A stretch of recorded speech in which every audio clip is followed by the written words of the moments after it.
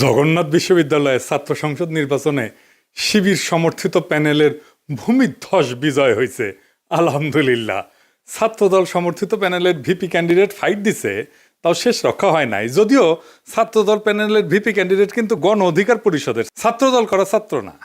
শিবির সমর্থিত প্যানেলের জন্য শুধু না, এটা জগন্নাথ বিশ্ববিদ্যালয়ের জন্য একটা ইতিহাস যে এটা জগন্নাথ বিশ্ববিদ্যালয়ের প্রথম ছাত্র সংসদ নির্বাচন।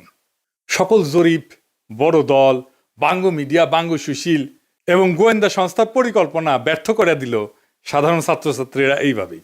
পুরনো আচার ব্যবহার দেখে এই সাধারণ ছাত্রছাত্রীরা তারা ছাত্রলীগের চাইতে কিংবা ছাত্র দলের চাইতে কিংবা অপরাপর সংগঠনগুলির চাইতে তাদেরকে ভালো মনে করেছে, ভোট দিয়েছে। আগামী 1 মাসের মধ্যেই যদি এই সমস্ত ক্যাম্পাসে আবার ভোট হয়, আমি আপনাকে লিখে দিচ্ছি ছাত্র শিবির পাশ করবে না।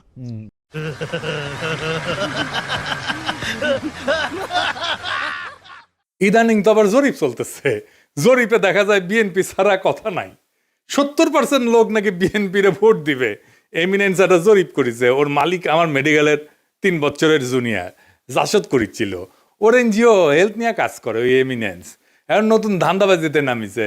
শামিম শুনো, 70% লোক বিএনপিরে ভোট দিবি, দিবি পাশা পাইতে দিলে হোগাত ছাপ্পা দিয়ে দিবি, ব্যালটে দিবি পাবলিকে। এই জগন্নাথের ইলেকশন নিয়েও জরিপ করেছিল, কইছিল ছাত্রদল জিতবি। সেটা আবার বাসস, তার মানে বাংলাদেশ সংবাদ সংস্থা ছাপিয়েছিল, মানে সরকারি সংবাদ সংস্থা। এটি মাহবুব মুর্শেদকে চাকরি দিছে আসিফ নজরুল। পুরা আওয়ামী লীগ আমলে আওয়ামী লীগের সাথে সিস্টেম করে চলিছে। মাঝে মাঝে কুরকুরে নিয়ে উঠলে আমার নিয়ে স্ট্যাটাস মারতো। এটা আছে না, সুশীল গেরে একটা কুরকুরে নিয়ে আছে, পিনাকিরে নিয়ে স্ট্যাটাস মারে, আসলে আওয়ামী লীগ। কিন্তু মাঝে মাঝে আবার ভাব দেখায় আমি আওয়ামী লীগ না। ওরে নিয়ে এমডি বানাইছে বাসসের। মানে বাসসের এমডি হবে সাংবাদিকতার সিনিয়র সাংবাদিক, তা না ওক নিয়ে বসেছে। এইভাবে আসিফ নজরুল বহুত বালসালরা চাকরি দিছে। এখন সব কয়টা বিএনপির সার্ভিস দিতেছে, এইভাবে সার্ভিস দিতেছে। এরা জানে বিএনপি ক্ষমতা না আসতে পারলে হোগাত লাতি দিয়ে খেতাবে, তাই হোগা দিয়া পাহাড় ঠেলিচ্ছে। যেটি লাতি খাবি সেটা দিয়ে পাহাড় ঠেলিচ্ছে। এইগুলা এভাবে পুরা প্রফেসর ইউনূসের প্রশাসন বিএনপির জন্য খাটিচ্ছে, অভিনব উপায়ে খাটিচ্ছেন। এটা কথা কয়েনি প্রফেসর ইউনূসের প্রশাসন, উপদেষ্টা মণ্ডলী শোনেন, মন দিয়ে শুনেন। বৃহত্তর বিএনপির প্রফেসর ইউনূসের উপদেষ্টা পরিষদের শাখার সদস্যরা এবং প্রশাসনে বিএনপির লেসপেন্সাররা শুনে রাখেন, আপনারা রাষ্ট্রের কর্মচারী, ওই রাষ্ট্রের মালিক জনগণ, বিএনপি না। মাথায় রাখেন, একদিন না একদিন জনগণের সরকার আসবে ক্ষমতাত, সেদিন কিন্তু কোনো ছাড় পাবেন না। সেই সরকার প্রফেসর ইউনূসের সরকারের মতো ধ্বজভঙ্গ সরকার হবে না। সেই সরকার হবে জুলাইয়ের আগুনে উদ্দীপ্ত সরকার। হোগার চামড়া কিন্তু তুলে নেওয়া হবে, মাইন্ডি পলাহে পারবেন না। রাষ্ট্রের কর্মচারী হিসেবে নিরপেক্ষ থাকবেন, সামান্যতম পক্ষপাতিত্ব করবেন তো সেইটার কাফফারা দিতে হবে, মাপ নাই। সেই কাফফারা ভয়ঙ্কর হবে, সরি কওয়ার কলের টাইম পাবেন না। এবার আসেন আমরা দেখি কেন ছাত্রদল এভাবে হারিচ্ছে আর নাম হয়েছে হারু পাট্টি। হ্যাঁ বুঝে চাও। এই আলাপগুলো আমরা অনেক আগের থেকেই করিচ্ছি। প্রথম কারণ হইতেছে তাদের দীর্ঘদিন ছাত্রদলে কোনো রিক্রুটমেন্ট নাই, নতুন ছাত্র ঢোকেনি। না ঢুকলে দল থেকে আওয়ামী বিরোধী ছাত্র রাজনীতি তো বন্ধ থাকে নাই, তাই না? ওরা কয় যে শিবির আছে কারণ ওরা গুপ্ত রাজনীতি করছে। তা আওয়ামী বিরোধী ছাত্র রাজনীতি কি বন্ধ ছিল?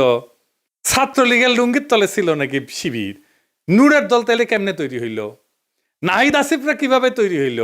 ওরা তো গুপ্ত রাজনীতি করে নাই। শিবির প্রকাশ্য রাজনীতি করে নাই, কারণ সে বিপ্লবী রাজনীতি করছে। বিপ্লব মানে এক্সিস্টিং সিস্টেমের রাপসার, এটার ভেঙে ফেলতে হয়। যেই শক্তি প্রকাশ্য সে ইতিমধ্যে রাষ্ট্রীয় নজরদারির ভিতরে থাকে, তাই সে রাপসার করতে পারে না এক্সিস্টিং সিস্টেমকে, বিপ্লবী হইতে পারে না। বিপ্লব মানে অসম লড়াই। এইখানে ট্রান্সপারেন্সি থাকাটা আত্মঘাতী, গোপনীয়তা এখানে নৈতিকতা না, এইখানে স্ট্রাকচারাল নেসেসিটি। বিপ্লবী হইতে হইলে তাকে গোপনে রাজনীতি করতে হবে। এই কাজটা করেছে শিবির, সেই জন্য বিপ্লবী ক্যারেক্টার নিয়ে দাঁড়াইছে। সেই জন্যই তারা এই ভূখণ্ডের ইতিহাসে সবচেয়ে শক্তিশালী ছাত্র সংগঠন হিসেবে উত্থিত হয়েছে। গুপ্ত ছিল, ছাত্রলীগের লুঙ্গির তলে ছিল, এইসব বইলা লাভ হয়েছে কেন? হয় নাই, হবেও না।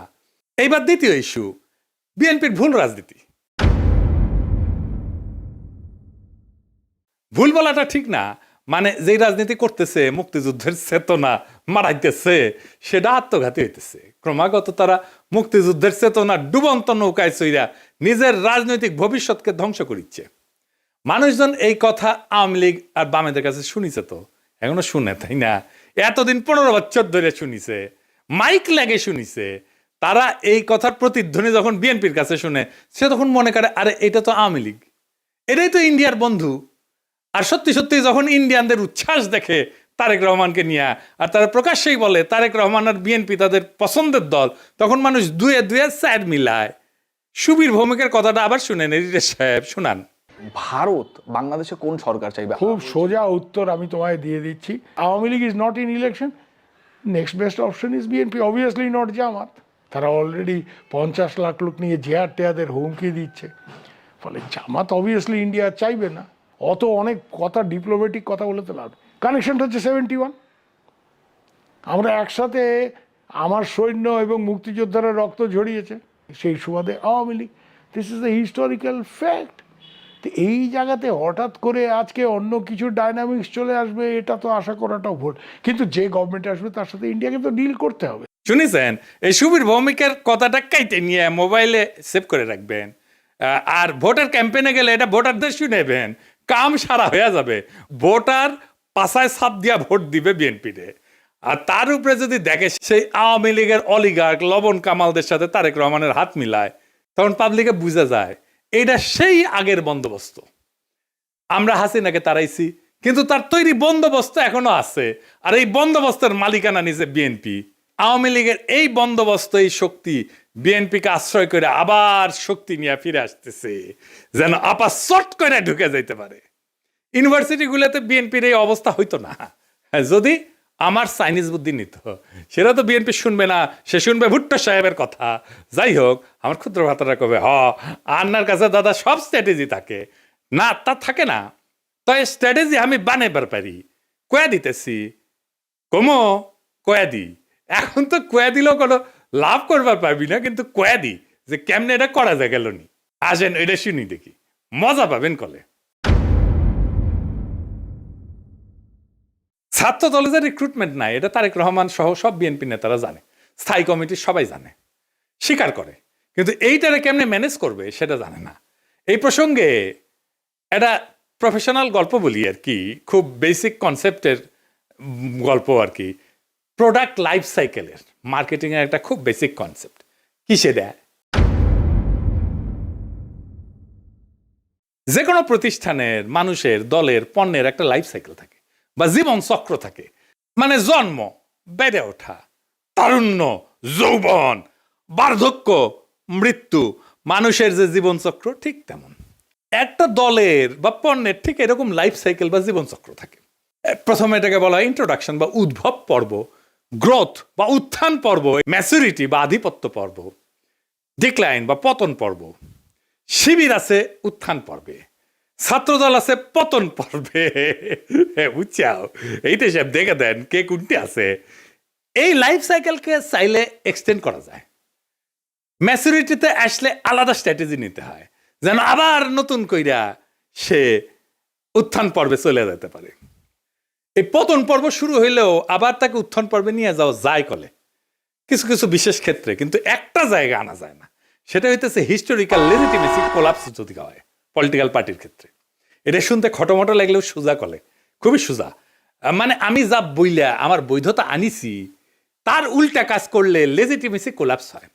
এইটা ছাত্রদল আর বিএনপি দুইটারই হয়েছে।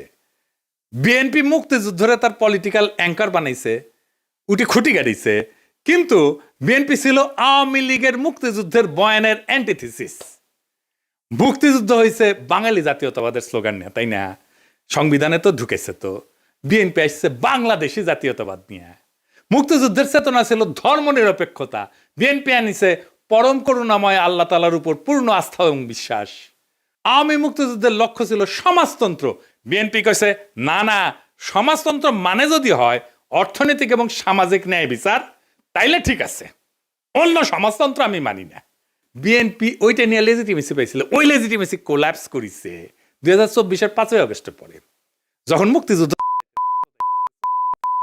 এই জন্যই বিএনপি জিততে পারবে না সামনের ইলেকশনে।